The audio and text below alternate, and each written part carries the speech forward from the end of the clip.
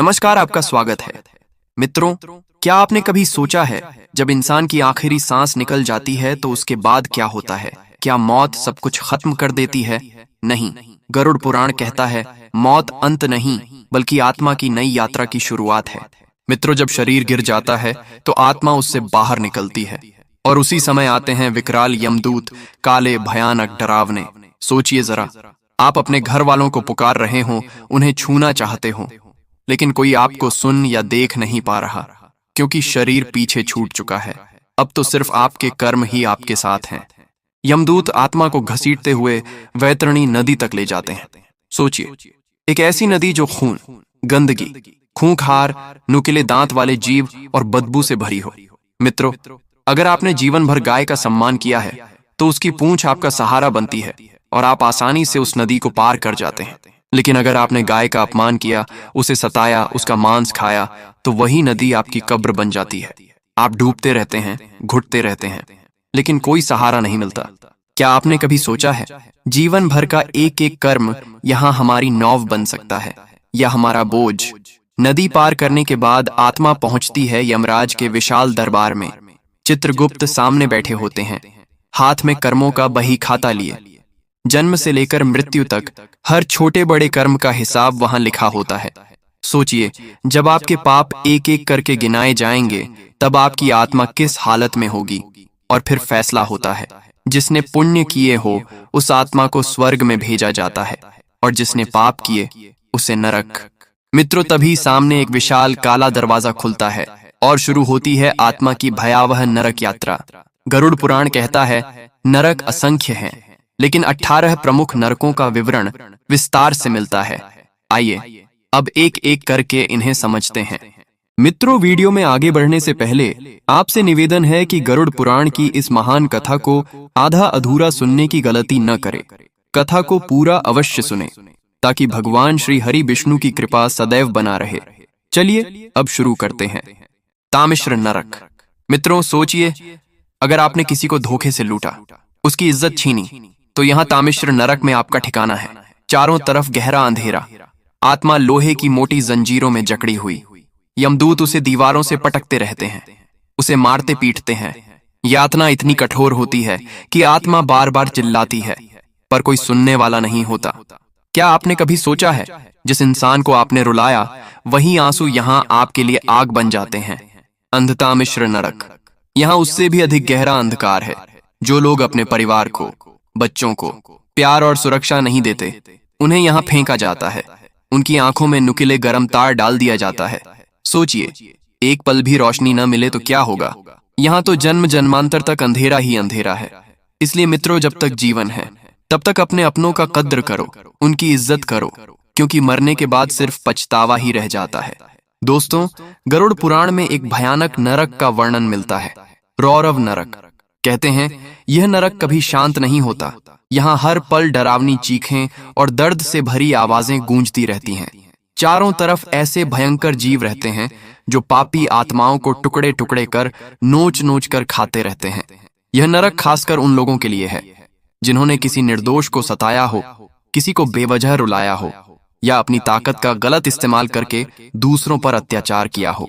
सोचिए, जब कोई बेबस इंसान आपके हाथों पीड़ित होता है तो उसकी चीखें, उसकी पुकार यूं ही हवा में नहीं खो जाती। गरुड़ पुराण कहता है वही चीखें आपकी आत्मा का पीछा करती हैं और रौरव नरक में आपके लिए यातना बनकर लौटती हैं। दोस्तों, जीवन में अगर हम किसी निर्दोष को तकलीफ देंगे तो उसका दर्द हमें भी भुगतना पड़ेगा। इसलिए हमेशा याद रखिए, किसी के आंसू बनकर मत जियो, बल्कि किसी की मुस्कान बनने की कोशिश करो। महारौरव नरक। मित्रों, कहा जाता है कि यह नरक रौरव नरक से भी कहीं ज्यादा डरावना है। यहाँ पापियों को खौलते हुए तेल से भरे बड़े बड़े कड़ाहों में उल्टा लटकाया जाता है। सोचिए, जब उबलता हुआ तेल तन मन को जलाता है तो आत्मा किस पीड़ा से गुजरती होगी। उनकी त्वचा फट जाती है, नसें झुलस जाती हैं, पूरा अस्तित्व जलने लगता है, लेकिन मौत नहीं आती। आत्मा बार बार उसी दर्द को सहती रहती है। महारौरव नरक उन लोगों के लिए है जिन्होंने दूसरों को बेवजह सताया, निर्दोषों पर जुल्म ढाए और अपने स्वार्थ के लिए दूसरों का जीवन नरक बना दिया। कुंभीपाक नरक। गरुड़ पुराण में कहा गया है यह नरक खासकर उन लोगों के लिए है जो अपने माता पिता का अपमान करते हैं, उनकी सेवा नहीं करते या गुरुजनों की आज्ञा का पालन नहीं करते। जब ऐसी आत्माएं मरने के बाद यमलोक पहुंचती हैं, तो यमदूत उन्हें पकड़कर खौलते हुए तेल से भरे विशाल घड़े में डाल देते हैं। सोचिए, उबलते हुए तेल में गिरना, जहां पूरा तन मन जलता है, नसें टूटती हैं, लेकिन फिर भी मौत नहीं आती। यह कैसा भयावह कष्ट होगा। मित्रों, माता पिता और गुरु हमारे जीवन का आधार हैं।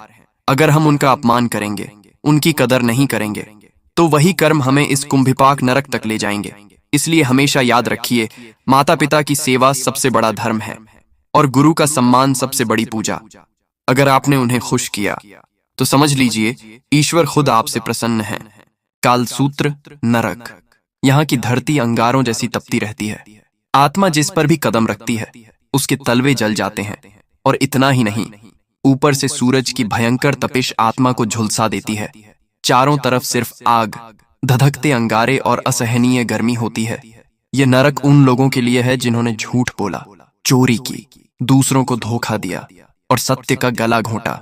सोचिए, जब इंसान झूठी गवाही देकर किसी निर्दोष की जिंदगी बिगाड़ देता है, तो उसकी आत्मा कितनी बड़ी सजा की हकदार बनती है। दोस्तों, इसीलिए हमारे शास्त्र कहते हैं, चाहे परिस्थिति कितनी भी कठिन क्यों ना हो, सत्य का साथ कभी मत छोड़ो। झूठ बोलकर भले एक पल का फायदा मिल जाए, लेकिन उसका परिणाम आत्मा को कालसूत्र नरक में सहना पड़ सकता है। असिपत्र वन नरक।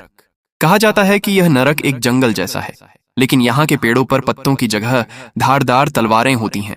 चारों तरफ सिर्फ तेज धार वाली तलवारों से भरा भयावह जंगल फैला रहता है।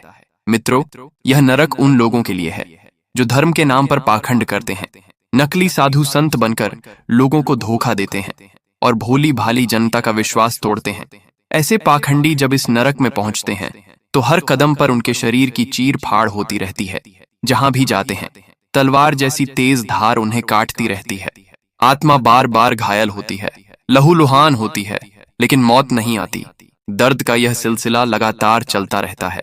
शूकरमुख नरक। दोस्तों, यह नरक खासकर उन लोगों के लिए है जिन्होंने जनता का हक मारा, भ्रष्ट नेता बने, रिश्वतखोरी की और जनता का धन लूटकर अपने सुख सुविधाओं पर खर्च किया। कहा जाता है कि यहाँ यमदूत सुअर जैसे मुख वाले भयंकर रूप में आते हैं। वे पापी आत्माओं को बार बार काटते हैं, नोचते हैं और चीर फाड़ करते हैं। आत्मा दर्द से चीखती है, तड़पती है, लेकिन यातना वहीं खत्म नहीं होती, क्योंकि हर बार जब शरीर टुकड़े टुकड़े हो जाता है, तो तुरंत फिर से जुड़ जाता है, ताकि उस पीड़ा को बार बार सहना पड़े। अंधकूप नरक। यहाँ एक गहरा कुआं है, लेकिन इसमें पानी नहीं, बल्कि असंख्य जहरीले सांप और बिच्छू भरे रहते हैं। इस कुएं में जिस आत्मा को गिरा दिया जाता है, उसे हर पल इन जहरीले जीवों के डसने और काटने की यातना झेलनी पड़ती है। यह नरक उन लोगों के लिए है जिन्होंने अपने घर आए मेहमानों का अपमान किया, शरण लेने आए व्यक्ति को दुत्कार दिया या किसी असहाय को ठुकरा दिया। वातप नरक। यहाँ इस नरक में आत्मा को कभी आग पर जलाया जाता है और कभी बर्फीले तूफान में फेंका जाता है। जिनकी वाणी ने दूसरों को जलाया, जिन्होंने अपशब्द बोले, वे यहाँ जीभ के दोष का फल भोगते हैं। हिमशीत नरक। यहाँ ऐसी ठंड होती है कि हड्डियां टूट जाती हैं। जिनके दिल में दया का ताप नहीं था, जो पत्थर दिल बने रहे, वे आत्माएं यहाँ ठिठुरते रहते हैं। ऊर्ध्वभाज नरक। गुरु और मंदिर का अपमान करने वालों को यहाँ उल्टा लटकाकर चीर दिया जाता है। उनका अहंकार टुकड़ों टुकड़ों में बिखर जाता है। धूम्र नरक। नशा करने वाले और समाज को जहरीले पदार्थों से बिगाड़ने वाले यहाँ आते हैं। यहाँ जहरीला धुआं आत्मा को भीतर तक जला देता है। सोचिए, जो धुआं आपने फैलाया था, वही अब आपके गले में उतरता है। आलय नरक। स्त्रियों का अपमान करने वाले, उन्हें वस्तु समझने वाले यहाँ अपनी वासना की आग में जलते रहते हैं। पृष्ठ नरक। गरीबों और मजदूरों का हक मारने वालों पर यहाँ भारी भरकम चट्टानें गिराई जाती हैं। हर चीख आसमान तक पहुंचती है, लेकिन सुनने वाला कोई नहीं होता। संघर्ष नरक। यहाँ अफवाह फैलाने वालों की जीभ में दहकते कांटे घुसाए जाते हैं। सोचिए, आपने अपने शब्दों से कितनों को चोट पहुंचाई है। तपन और महातपन नरक।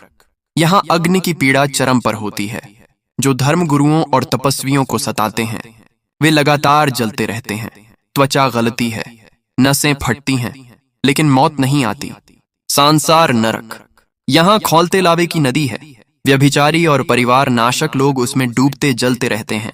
मित्रों, यह सब सुनकर आपको डर जरूर लगेगा, लेकिन याद रखिए, गरुड़ पुराण हमें डराने के लिए नहीं, बल्कि सचेत करने के लिए है। यह बताता है कि हर पाप का हिसाब है, हर बुरे कर्म का हिसाब है। इसलिए जीवन में पाप और बुरे कर्म से बचते रहिए। मित्रों, यदि यह जानकारी आपको पसंद आया हो तो वीडियो को ज्यादा से ज्यादा शेयर करें और कमेंट में जय श्री हरिविष्णु अवश्य लिखें।